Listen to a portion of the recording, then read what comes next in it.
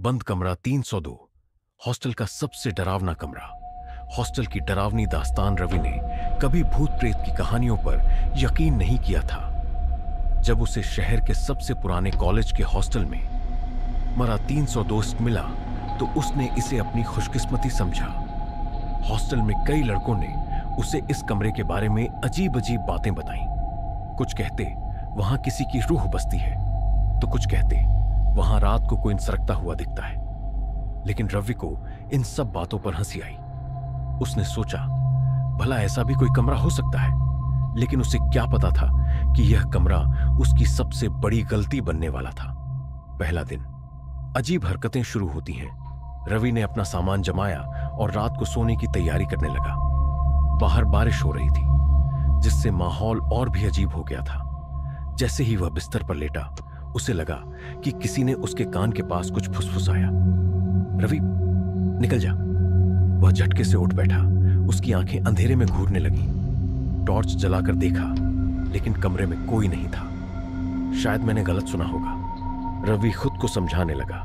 लेकिन फिर उसे लगा कि दरवाजे के हैंडल पर कोई हल्की हल्की दस्तक दे रहा है।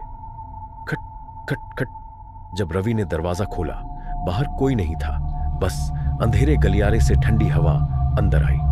दूसरा दिन, खौफनाक परछाइयां। रवि दिन भर कॉलेज में बिजी रहा, लेकिन उसके दिमाग में रात की अजीब घटनाएं घूम रही थीं। उसके दोस्त अर्जुन ने कहा, भाई वो कमरा सही नहीं है। बहुत पहले वहां एक लड़के ने सुसाइड कर लिया था। उसकी आत्मा आज भी वहीं है। रवि ने हंसकर टाल दिया, लेकिन रात होते ही डरावनी घटनाएं तेज होने लगीं। इस बार जैसे ही वह सोने गया, उसे लगा कि कोई बिस्तर के नीचे से धीरे धीरे सांस ले रहा है।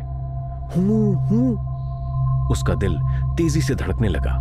उसने धीरे से बेडशीट हटाई और नीचे झांका, लेकिन वहां कुछ नहीं था।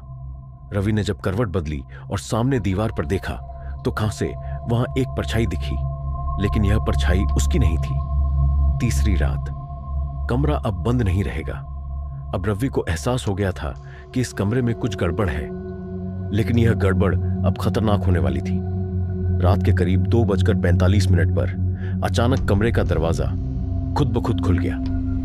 बाहर का गलियारा अंधेरे से भरा था, और तभी खट खट खट, बिस्तर के पास रखी लकड़ी की कुर्सी अपने आप हिलने लगा। फिर बाथरूम का दरवाजा जोर से पटका और बंद हो गया। रवि ने दरवाजे की ओर देखा। कमरे के कोने में एक काली आकृति खड़ी थी। तू यहां नहीं रह सकता। यह सुनते ही रवि के होश उड़ गए। उसने मोबाइल उठाकर लाइट ऑन की, लेकिन जब उसने दोबारा देखा, वह परछाई और करीब आ चुकी थी। अब उसका चेहरा साफ दिख रहा था। आंखों की जगह गहरे काले गड्ढे थे। मुंह से खून टपक रहा था और हाथों के नाखून बड़े बड़े थे। रवि डर के मारे बेड से गिर पड़ा और भागने के लिए दरवाजा खोला, लेकिन वह अंदर से लॉक हो गया था। आखिरी रात, हॉस्टल में एक और मौत। रवि ने पूरी ताकत लगाकर दरवाजा खोला और हॉस्टल के गलियारे में दौड़ पड़ा, लेकिन जैसे ही उसने पीछे मुड़कर देखा, वह परछाई दरवाजे से निकलकर हवा में तैर रही थी और उसका पीछा कर रही थी। रवि के दोस्त अर्जुन और रोहित उसकी चीखें सुनकर बाहर निकले। रवि, क्या हुआ? लेकिन रवि कुछ नहीं बोल सका। उसकी आंखें डर से सफेद हो गई थीं।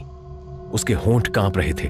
और फिर उसने धीरे से कहा, वो कमरा 302 अब बंद नहीं रहेगा। अर्जुन और रोहित ने देखा, कमरा 302 का दरवाजा धीरे धीरे अपने आप खुल रहा था। अंदर से अंधेरा बाहर फैलने लगा, और उसके बाद रवि को पागल खाने भेज दिया गया। उसने कभी किसी से बात नहीं की, बस एक ही बात कहता रहा, कमरा 302 अब बंद नहीं रहेगा। और उसके ठीक 3 दिन बाद हॉस्टल के एक नए छात्र को कमरा 302 अलॉट किया गया। क्या आप उस कमरे में रहने की हिम्मत करेंगे?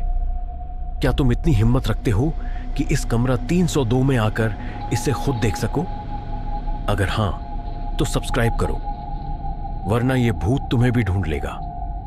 अगर यह कहानी पसंद आई हो तो और डरावनी कहानियां बताऊं?